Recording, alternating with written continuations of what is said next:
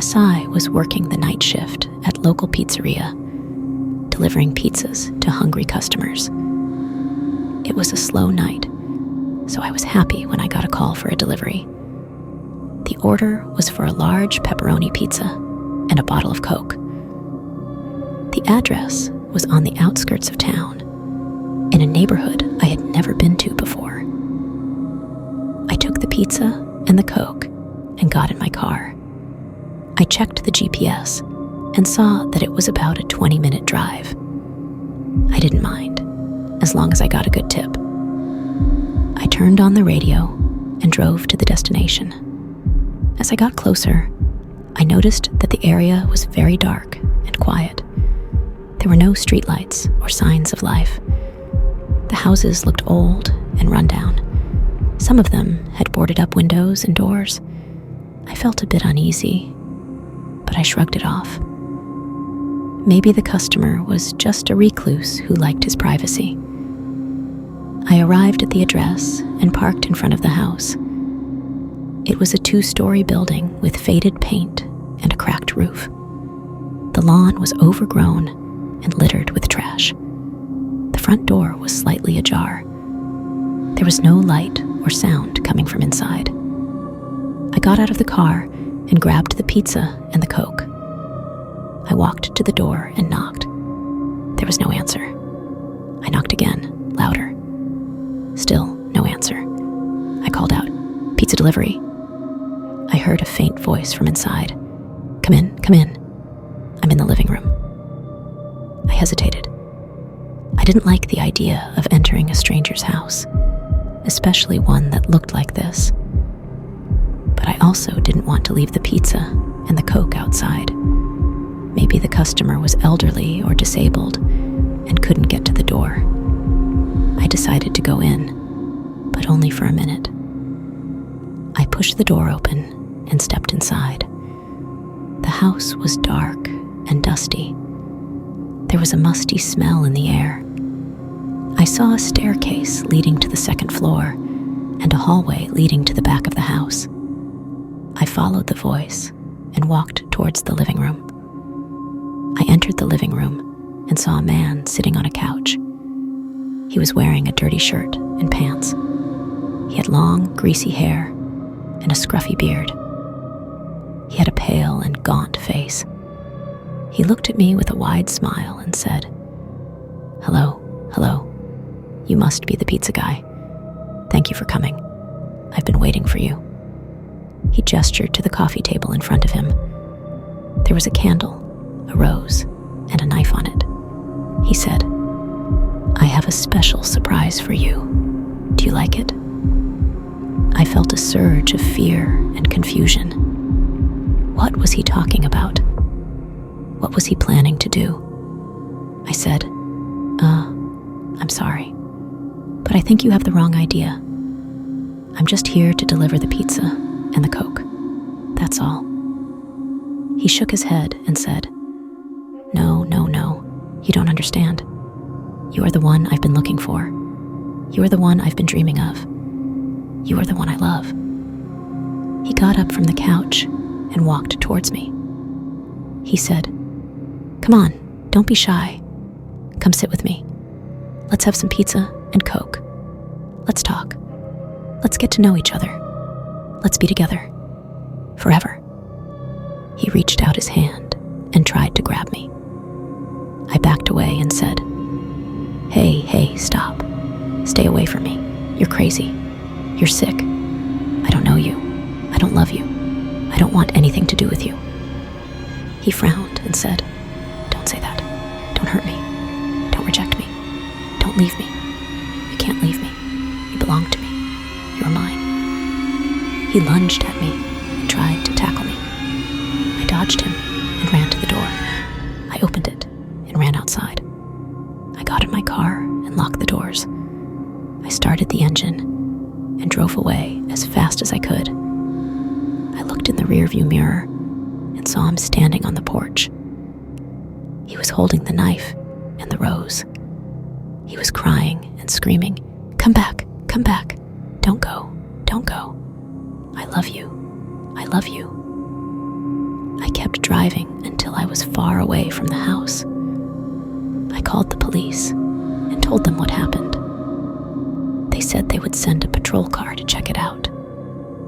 They asked me for the address and the name of the customer. I gave them the address and looked at the receipt. The name of the customer was John Doe.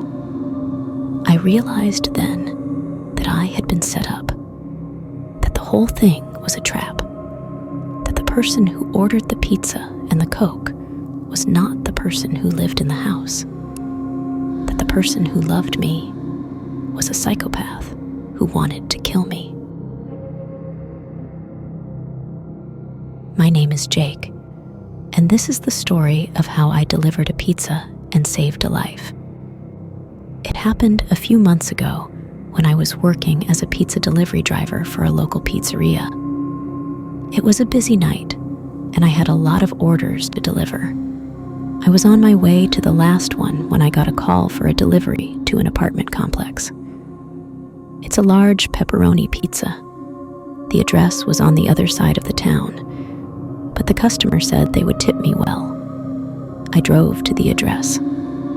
It was a rundown apartment building with graffiti on the walls and trash on the ground. I parked my car and got out, carrying the pizza box. I looked for the apartment number, but I couldn't find it. I decided to call the customer and ask for directions. I dialed the number and said, "Hello, this is Jake from the pizzeria. I have your order, but I can't find your apartment. Can you help me?" A voice said, "Yes. Hello, Jake. Thank you for coming. I'm in apartment 4B.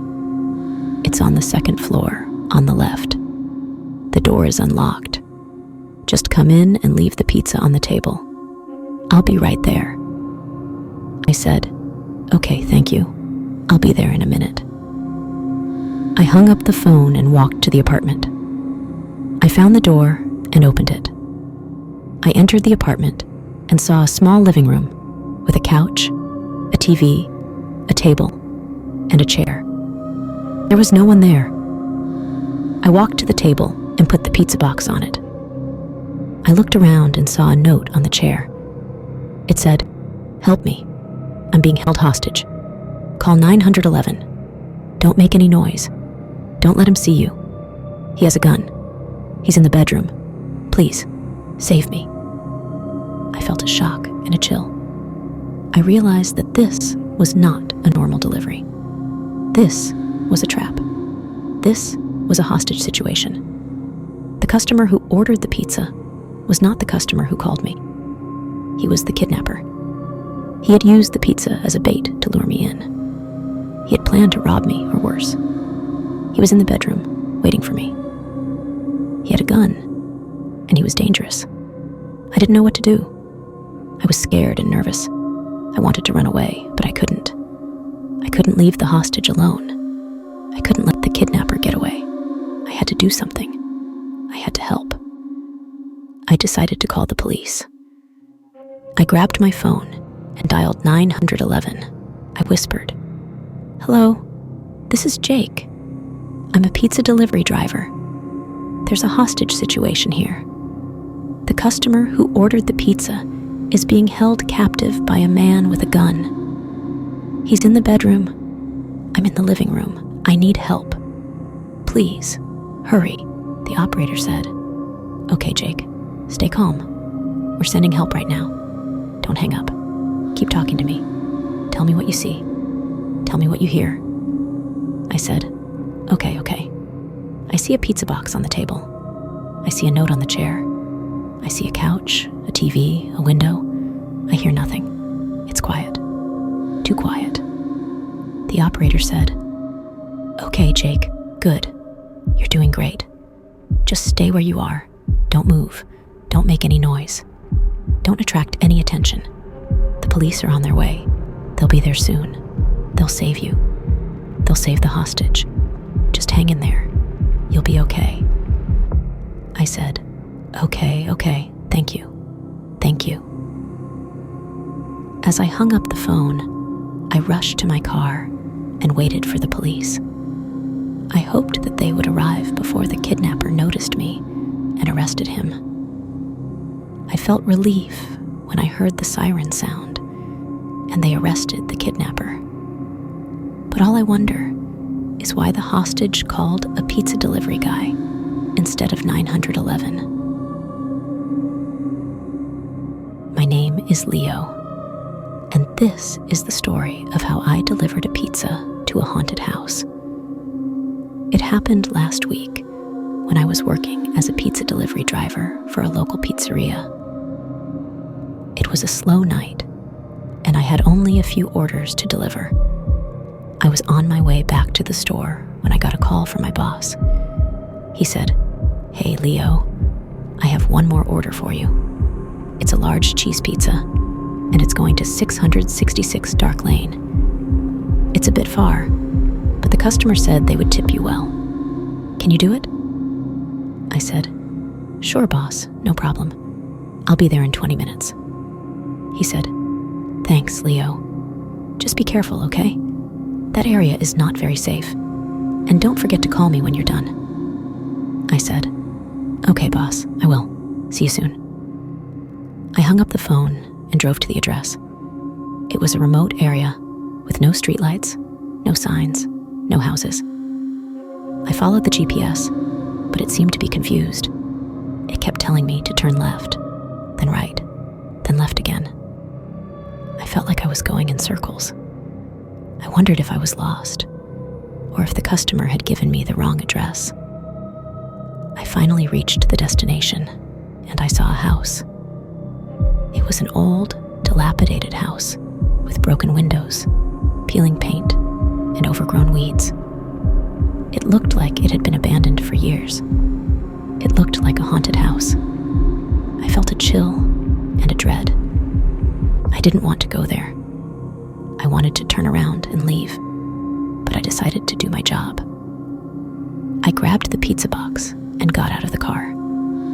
I walked to the house and looked for the doorbell. I didn't find one. I knocked on the door and waited. I didn't hear anything. I knocked again and said, "Pizza delivery." The door creaked open, revealing a dark and seemingly abandoned interior. I saw cobwebs, dust, and debris. I smelled mold, decay, and death. I heard faint whispers coming from somewhere inside. They said, "Come in, come in. We've been waiting for you." And I saw a man with a gun, and I heard 2 or 3 voices from upstairs. I felt a shock and a terror. I realized that this was not a normal delivery. This was a trap. This was a nightmare. The customer who ordered the pizza was not the customer who lived there. He had lured me in. He had planned to kill me, or worse. I didn't know what to do. I was scared and nervous. I wanted to run away, but I couldn't. I couldn't leave the pizza there. I had to do something. I had to help. I decided to leave the pizza on the doorstep and get out of there as fast as I could. I put the pizza box on the ground and turned around. I ran to the car and got in.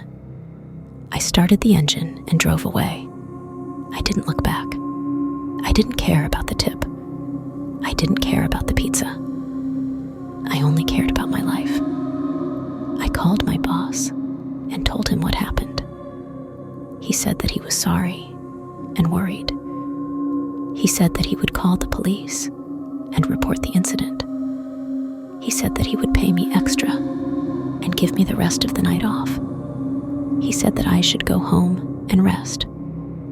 He said that I was lucky to be alive. I said, "Thank you, boss. Thank you."